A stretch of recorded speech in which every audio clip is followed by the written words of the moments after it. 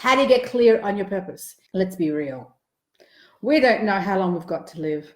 We don't know what the next turn of the chapter is going to have for us in our current chapter and the next chapter. The only way to get clear on your purpose and passion is this. You've got to be in engagement. You've got to keep going, doing that thing that you've always wanted to do. So let me give you an example. What do I mean by this? Kenton Lee. I interviewed a guy by the name of Kenton Lee. Great, down-to-earth guy. He was kind of looking for some direction. He didn't know what he wanted to do. He had just graduated. And so he goes to do some volunteering work. And at this volunteering work, which is his way of finding his purpose, is he found this kid who didn't have any shoes. And so he asked the director of the orphanage, of the place that he was volunteering at, like, where are the kids' shoes? Why don't the kids have any shoes here? And the guy's like, well, they have shoes, but they're kids and they outgrow them. And there's not enough shoes to like kind of accommodate each child. So Kenton Lee was like, so how do I create a shoe that enables a child to grow with their foot? And so his passion developed being in engagement. So he wasn't like sitting behind a computer or sitting on the beach reading a book thinking, what's my purpose? How do I find my purpose? Because your experience of how you interpret the world and the purpose that you bring with that interpretation of the world is clearly defined by what you can bring.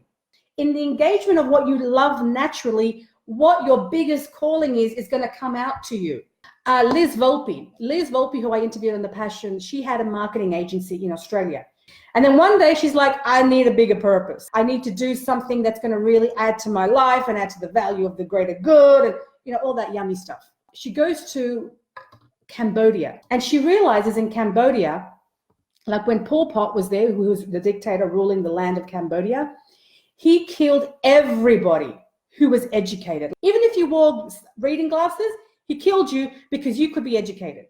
So the population of Cambodia has next to nobody who has got education or has some level of schooling or has some level of know-how because they were killed during Pol Pot's dictatorship. So Liz gets there and she sees the people of Cambodia and she sees that there is this woman who has an orphanage there. She goes, how can I help them? I might run a marketing agency, her passion. She's in her passion.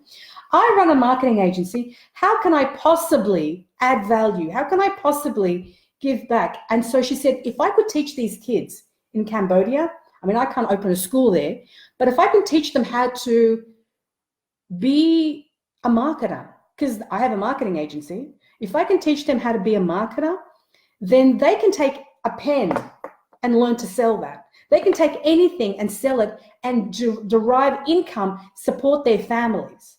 So what does she do? She comes back to Australia. She approaches the top 10 entrepreneurs that she has contact with, says, guys, I want to take a group of us to Cambodia and teach entrepreneurship, sales, marketing to a group of kids.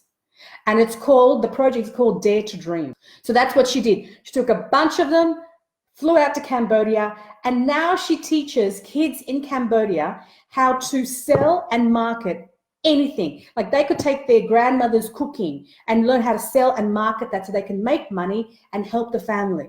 She now runs a competition when she goes out there, and in 24 hours, the kids, with what they learn, they have to learn how to sell and market the product that they've created to the locals in Cambodia whose income is not probably more than $10 Australian. It's just minimum what they earn, and they're selling it to the locals.